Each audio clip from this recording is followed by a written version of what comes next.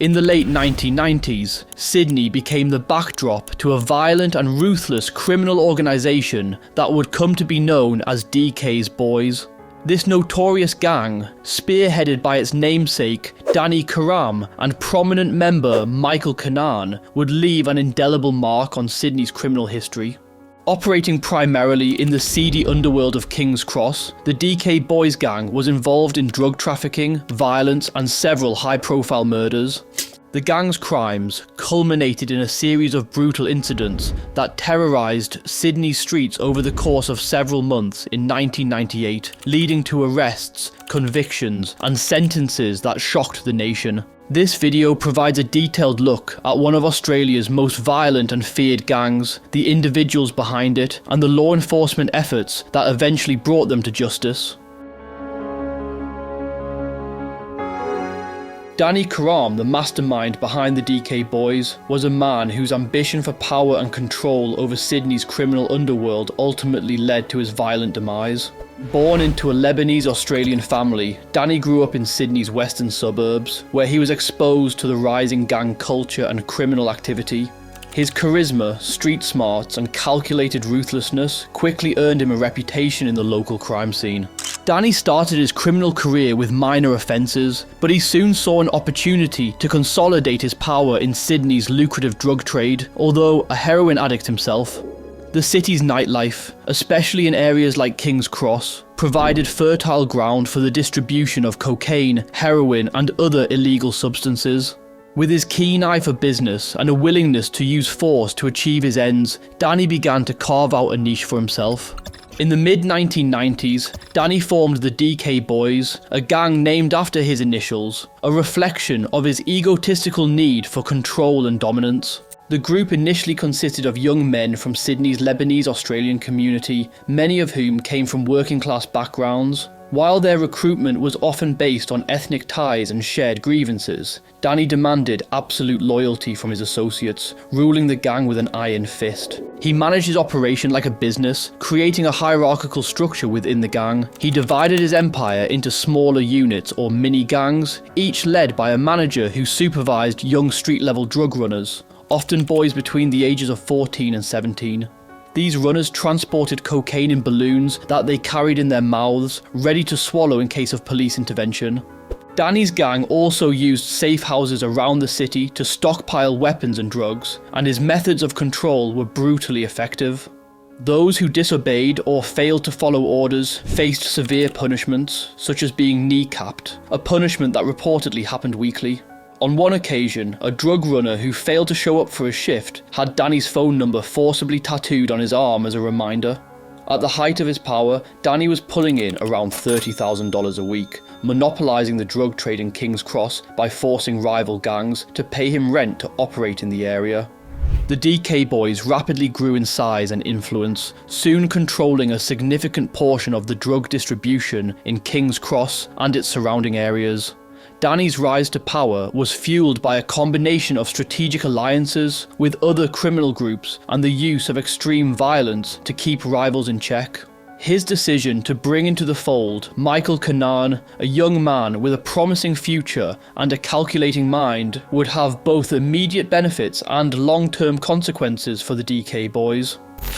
Just quickly, if you're enjoying this video so far and you want more videos on the Australian underworld, please consider subscribing and liking this video. It really helps me out and helps the channel grow.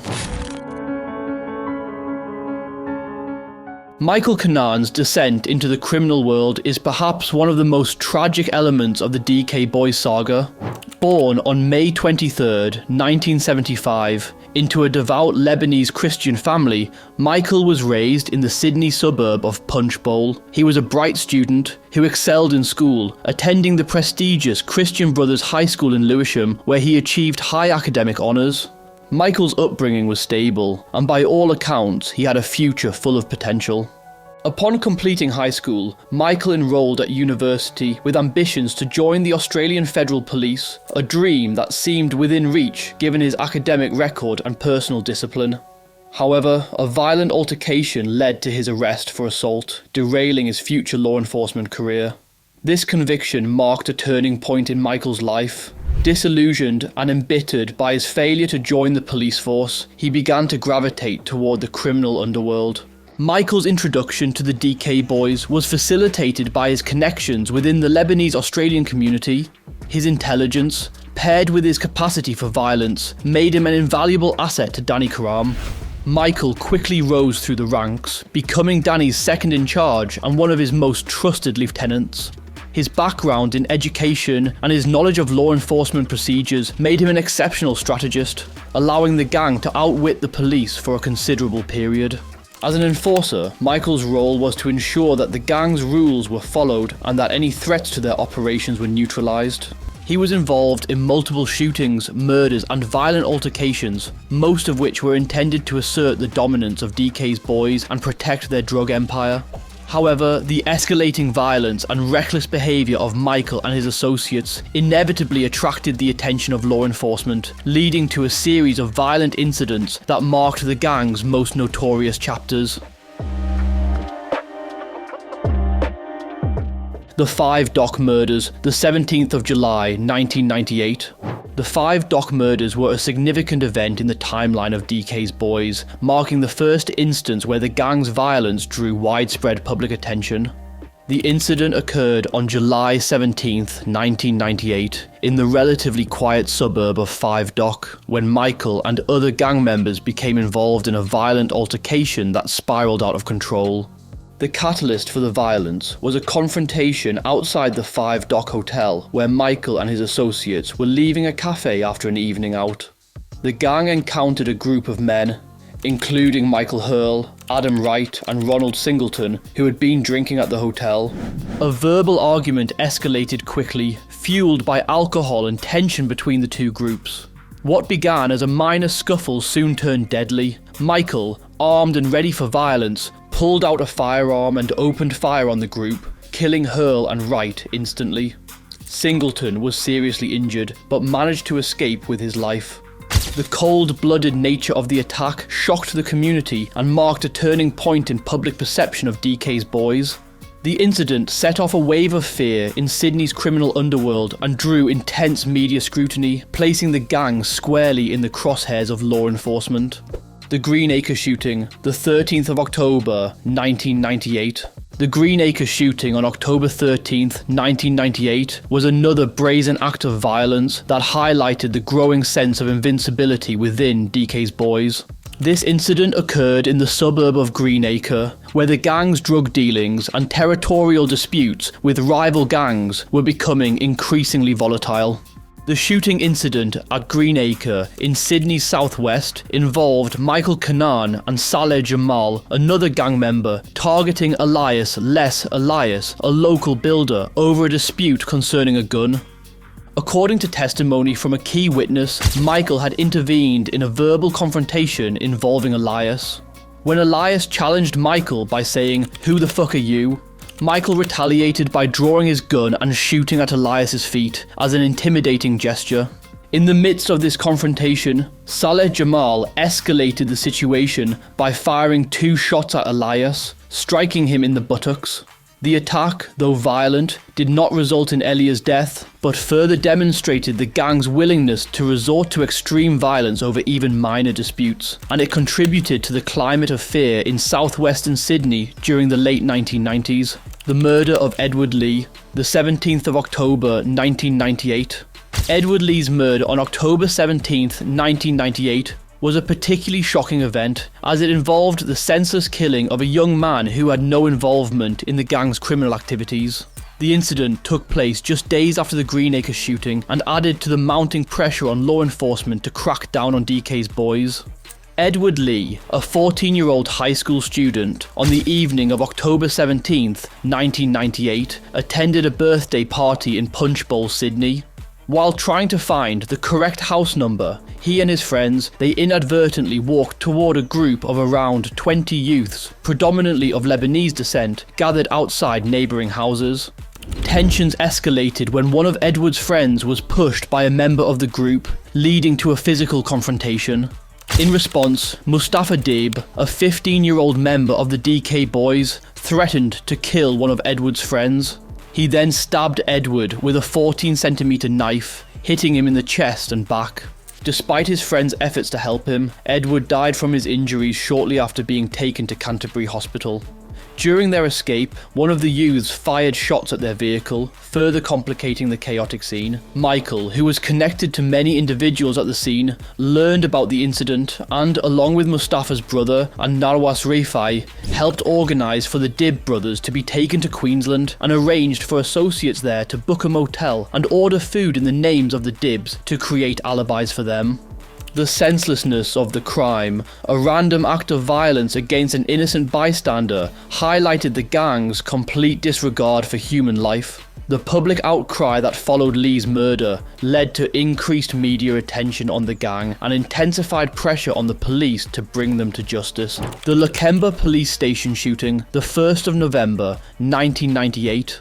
The Lakemba police station shooting on November 1st, 1998 was an unprecedented attack on law enforcement and marked the DK boys' most daring act of defiance. The gang, frustrated by the increasing pressure from police raids and investigations, decided to take the bold step of directly targeting a police station. On the night of the attack, Michael, along with fellow gang members Wasim El Assad and Saleh Jamal, drove to Lakemba police station in Sydney's southwest. Armed with automatic weapons, they opened fire on the station, spraying the building with bullets. Although no officers were injured, the attack was a direct challenge to law enforcement and represented a new level of audacity from the gang. The Lakemba police station shooting was a turning point in the battle between DK's boys and law enforcement. The attack galvanised law enforcement, making it clear that DK's boys were not just a local gang, but a significant threat to public safety and the rule of law. The murder of Dany Karam, the 13th of December, 1998. By late 1998, tensions within the gang had reached a breaking point, primarily due to Dany's control over the gang's drug profits. Despite DK's boys earning an estimated $30,000 per week from their criminal activities, Dany was keeping most of the profits for himself. Michael felt increasingly resentful and sought to take over leadership of the gang. Additionally, Michael feared that Dany might implicate him in the 5 Dock murders, further escalating his paranoia. The plan to kill Dany was set in motion when El Assad informed the others that Dany was leaving the gang's unit in Surrey Hills. As Dany sat in his car, he was ambushed by Michael, Mawas, and an unnamed third man. Michael later admitted to a witness, Alan Rossini, that Dany had recognised him and smiled just before Michael pulled out his gun and shot him. Dany was shot 22 times by the 3 men in what was described as a cold-blooded execution. Prior to the shooting, there had also been an unsuccessful attempt to kill Dany by giving him a shot of poisoned heroin, but Dany had become suspicious and did not use it. This act of betrayal marked the brutal end of Dany's leadership and allowed Michael to assume control of the gang, though it also drew intense scrutiny from law enforcement, setting the stage for the gang's downfall. The White City Police shooting, the 22nd of December, 1998. The White City Police shooting took place on December 22nd, 1998, just days after Dany's death, when Michael and several associates, including Rabia El Assad and Mark Cheek, were on a mission to kill Tongan Sam, a King's Cross underworld figure. The group was driving around Sydney's inner eastern suburbs when police officers Constable John Fotopoulos and Constable Christopher Petrek noticed their suspicious behaviour and began to follow them. The group eventually left their vehicle and continued on foot through Weigel Sports Ground in Paddington. During the ensuing chase, El Assad was apprehended by Fotopoulos, while Michael and Petrek engaged in a deadly confrontation. As Petrek attempted to climb a fence, Michael shot him in the thigh and wrist. Despite his injuries, Petrek managed to take cover. In the ensuing shootout, Fotopoulos returned fire, hitting Michael multiple times in the legs, buttocks and wrist.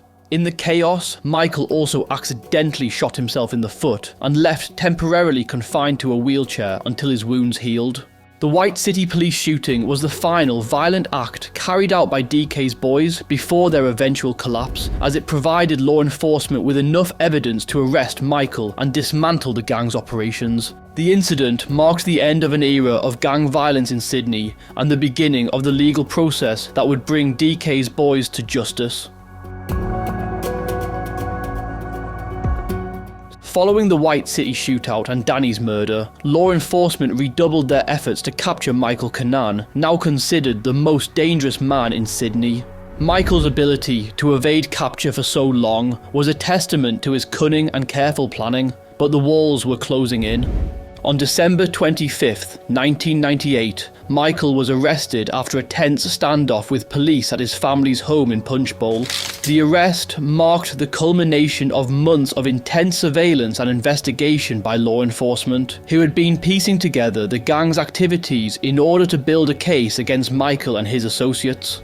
Michael was charged with a litany of crimes, including the murders of Michael Hurl and Adam Wright in the 5 dock shootings, the attempted murder of Ronald Singleton, and his involvement in the Greenacre shooting and Lakemba police station attack. On the 31st of October 2001, Michael was sentenced to 2 terms of life imprisonment plus 25 years imprisonment in relation to the malicious wounding of Singleton, with no non-parole period set, and on the 29th of August 2002, he was sentenced again to life imprisonment in relation to the murder of Dany. His conviction marked the end of DK's boys and symbolised the police's victory over one of Sydney's most violent criminal organisations. Michael's incarceration, along with the arrests of other key gang members, brought a sense of closure to the victims of the gang's crimes and marked the beginning of a new chapter in Sydney's fight against organised crime. The rapid rise and fall of DK's boys serves as a reminder of the inherent dangers of gang culture and the allure of power through violence. The impact of DK's boys' reign of terror is still felt in Sydney today. Their audacious crimes, particularly their attacks on law enforcement, prompted significant changes in how police approached gang violence and drug-related crime. The legacy of DK's boys lives on not only in the memories of those who suffered from their violence, but also in the policies and practices that now shape law enforcement's response to organised crime in Australia. While the DK boys may be gone, their story continues to serve as a dark chapter in Sydney's history, a reminder of the capacity for human violence and the importance of vigilance in the face of organised crime. As always, if you've made it this far, thank you so much for watching. Till next time, take care.